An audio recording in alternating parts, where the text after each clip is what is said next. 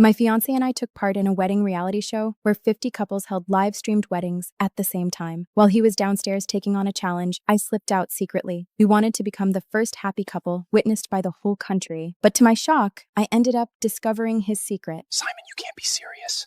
This is a live national TV wedding. You're going to use the chaos to marry Hazel's most hated sister? How do you think Hazel is going to take that? I froze. Then Simon sighed. What else am I supposed to do? My brother's been dead for 3 years, and my parents still hold Chloe responsible.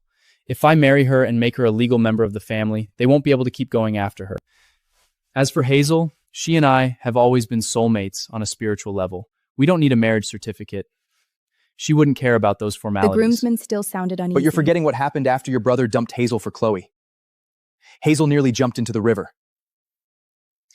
It took you 3 years to pull her out of that darkness. If she finds out she's been robbed of a fiancé twice by her own half-sister, she'll lose her mind. Simon cut him off casually. This whole TV wedding is chaos by design. And at the final reveal, every bride will be under one of those thick, opaque veils. When the time comes, I'll just say I didn't recognize her. Besides, you all know I only got close to Hazel so Chloe could marry my brother smoothly. Now that he's gone, it's only right that I be the one to look after Chloe. Simon coldly turned to the other two men and said, You two go stand outside room 302. Don't let Hazel get out and make a scene. Once the license is signed and the broadcast is over, it'll be too late for my parents to object. At that, I just let out a quiet laugh. I went back to my room in silence, opened the group chat, and found the temporary match paired with Chloe today. Room 302 needs a groom? Interested? I set my phone down while the screen was still glowing. Hazel, lock the door, now! Simon's already cleared the first challenge! My lips moved a little, but it wasn't really a smile. My friend Nora saw that I still hadn't moved and grabbed my arm. Come on, Simon's already at the second round. When he gets up here, how are we to mess with him? No need to worry about that. I pulled my arm free. Nora blinked. What does that mean? I looked at her, my face gone cold. It means this wedding probably can't happen. She stared at me, confused. What happened? Haven't the two of you been waiting forever for this TV wedding? You worked so hard to get a slot. So how is it suddenly not happening? I didn't answer. Yeah, we had worked hard to get that slot. 3 months ago, Simon put the application in front of me. He told me a TV station was holding a grand group wedding, signing live, witnessed by the whole internet. He said he'd stayed up for 2 straight nights just to secure us a place. He said if he was only getting married once in his life, it had to be grand. I hesitated. At the time, my mother had just been admitted to the ICU. She had always regretted never having a real wedding when she was young. Her mother died early, her family had no money, and they just got their marriage certificate, and that was it. She used to say she wanted to see me in a wedding dress someday and personally place my hand in the groom's hand. I wanted her to have that. So I took the application form to her hospital room and showed her the fine print. Due to venue and broadcast restrictions, this TV wedding will not include a parent escort and handoff. My mother said it was fine. As long as she lived to see me get married, that was enough. But when she turned to the page with the ceremony flow, she stared at it for a long time. Then I won't be able to see you walk through the door in your wedding dress? I broke down, crying, in the hospital hallway. That same night, I said to Simon, Can we not do the TV wedding? Can't we just have something small so my mom can walk me in herself and give me to you from her wheelchair? Simon held me and said how hard it had been to get the slot, that I needed to stop being stubborn. He said the wedding would be broadcast nationwide, and my mother could watch it from the TV in her hospital room just the same. I said it wasn't the same. He said that once he found me, we could video call my mother, and it would be just as good. I didn't argue anymore, because when he said that, his eyes were red. He told me he wanted so much to give me the grandest wedding. I believed him. Later, my mother's condition worsened, and she was moved to respiratory care. On the last day, she was fully lucid. She held my hand. Mom's never going to get to see you in your wedding dress. I told her. You will. It's going to be on TV. Just make sure the nurse turns it to the right channel. She said okay. But today, my fiancé said, as for Hazel, she and I have always been soulmates on a spiritual level. We don't need marriage. She won't care about something as superficial as that. My mother was lying in a hospital bed, waiting in front of the television, and she had no idea her daughter didn't even deserve a marriage certificate. Suddenly, more footsteps sounded in the hallway outside. Nora leaned out to check and tensed at once. That's weird. Why are there only 2 groomsmen? Where's Simon? She turned back to look at me, completely confused. The challenges are over. Shouldn't he be running upstairs to find you first by now? I let out a small laugh. Nora, when the groom gets here, don't make it too hard on him. Nora blinked, then covered her mouth and laughed. Got it. I knew you'd go soft on Simon. Fine. Since he spent 3 years chasing you, I'll tell the bridesmaids not to be too hard on him.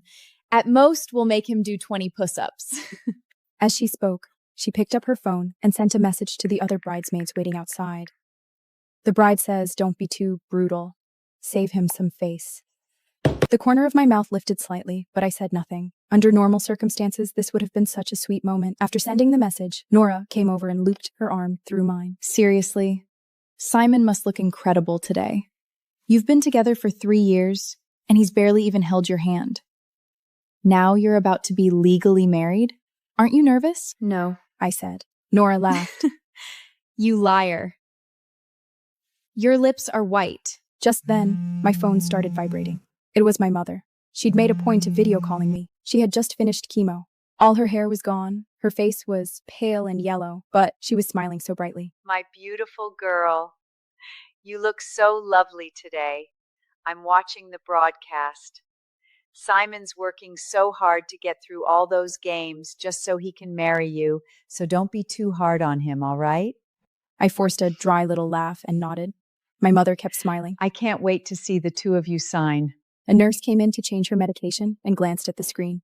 Oh, madam, your daughter is one of the brides today? She is. 50 couples are getting married live on television today, and my daughter is one of them. My mother's voice was weak, but she could not hide how happy she was. My son-in-law is a good man. In all these years, he's never given me a single reason to worry. He's been so good to my daughter. I tightened my grip on the phone until my nails dug into my palm. She had no idea. The man who had chased me for 3 years, loved me for 3 years, and did everything he could to get me into this TV wedding, had only done it so he could use the chaos to marry Chloe, the half-sister my mother hated. Once, Chloe's mother stole my mother's husband. Now, Chloe was stealing my fiancé too. For the second time, I took a deep breath and smiled at the screen. Okay, Mom. The signal's getting bad. I'll call you again after we sign. After I hung up, Nora stepped in to adjust the thick white veil they'd given me for the final reveal. Honestly, a group wedding isn't so bad. It's less exhausting, and it's being broadcast nationwide. She smiled and added, Your mom has to be thrilled. This probably helped her feel a little better already. She went over to the window and looked outside for a while. When she came back, she was muttering under her breath, What is taking Simon so long? The other rooms have all been picked up already.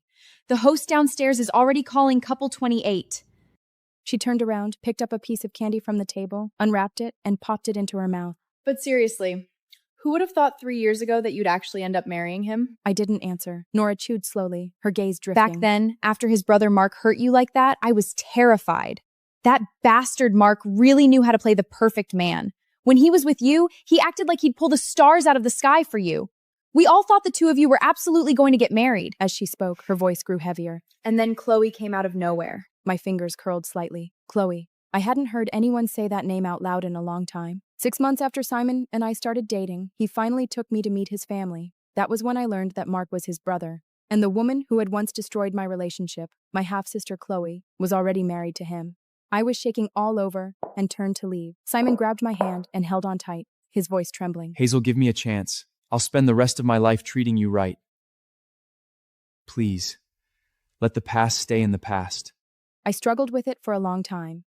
Every time I saw Mark and Chloe, my stomach turned.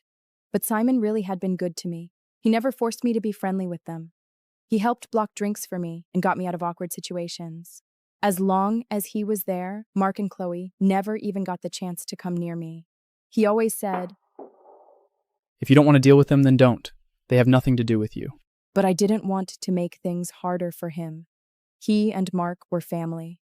Of course, there would be holidays, dinners, and occasions we couldn't avoid. And the better Simon was to me, the more guilty I felt for not being able to let the past go. I wrestled with it for over half a year. Then one day, at a family dinner, I picked up my wine glass, looked at Chloe, and forced a smile. Here's to you. Under the table, Simon squeezed my hand so tightly, his eyes turned red. After that, I let it go. But barely a few months later, Mark was killed in a car crash. And Chloe became a widow. I really didn't want to bring all this up on your big day, Nora said with a cold little laugh, cutting through my thoughts. It seriously makes me sick. My fiancé and I couldn't even get a spot in this wedding. How could someone so notorious get in? And the man marrying her is Simon's college roommate, Luke, the one who just got back to the States. Honestly, what is it with men? Why do they always fall for girls who wreck other people's relationships? The angrier she got, the more tightly she crushed the candy wrapper in her hand. When you were engaged to Mark, he left you standing there in front of both families just because Chloe said she wasn't feeling well and needed him to take care of her. And what did that turn into? He took care of her all the way into bed. By then, Nora's voice was starting to break. That night, you went down to the river all by yourself? I lowered my eyes. My lashes trembled. If Simon hadn't jumped in after you and drugged you back out. She couldn't finish. She wiped at her eyes hard, and I handed her a tissue. Nora took it and forced a shaky smile. Simon. He was soaked through, shivering, his lips nearly purple from the cold, and he just squatted there telling you, "Don't be afraid. I'm with you." How could someone who barely knew you be that gentle with you? As she went on, her tone lightened again, carrying that quiet relief of someone who had made it through the worst. He told you he understood. He said he knew what it was like to be lied to and that he'd spend the rest of his life, rest of you heal. You know, you were scary thin back then. You barely spoke to anyone and you wouldn't even eat unless he stayed with you. Nora twisted the tissue into a ball. We all thought God had sent him to save you. He spent 3 years pursuing you and couldn't even bear to touch your hand. Honestly, we even joked in private that maybe there was something wrong with his body. But now that I think about, what man could go that far unless he truly loved someone? By the time she said the last 2 words, her eyes had gone red again. I lifted my head and looked out the window. Then, I let out a quiet laugh. He doesn't love me. Nora went still. What did you just say? I forced a smile, but it came out ugly. He only got close to me so Chloe could marry Mark without any trouble. Nora froze. What do you mean? I looked at her and suddenly felt there was no point in saying more. Today was supposed to be a happy day. There was no need to ruin it for her too. All Nora ever saw was Simon saving me and treating me well. She never saw the way he treated Chloe differently, or how I kept letting it slide again and again for years. That was my pain to carry, not Nora's. I should have seen it in the way he would go out late at night, again and again, to take Chloe's calls. In the way he kept asking me to be understanding because she was alone. In the way he would still eat with Chloe first and celebrate with me after on my birthdays and anniversaries. I should have woken up a long time ago. But I couldn't let go of the May who once pulled me out of hell. Nora stared at me, her eyes red. You always tell me the good parts and keep the rest to yourself. What happened? Don't think I didn't notice? Sometimes the way Simon treated Chloe just didn't feel right. I asked you about it before. Every time you said, "It's fine, she's my sister, and she's going to be Simon's sister-in-law, of course he should look out for her." So I didn't push any further. She sniffed, her But voice it stayed in starting the to back shake. of my mind. Then the day he proposed, he got down on one knee in the plaza outside your office. The ground was covered in roses, and by the time he called your name, his voice was already horsey.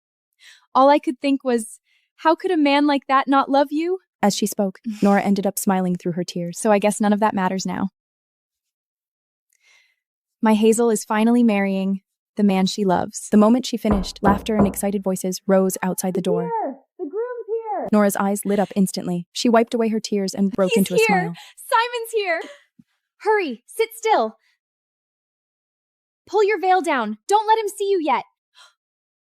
Oh no, did I smudge my makeup? I watched Nora rush around, but I didn't move. She was smiling. I was smiling too. She was smiling because she thought Simon had finally come for me. I was smiling because the groom had finally arrived.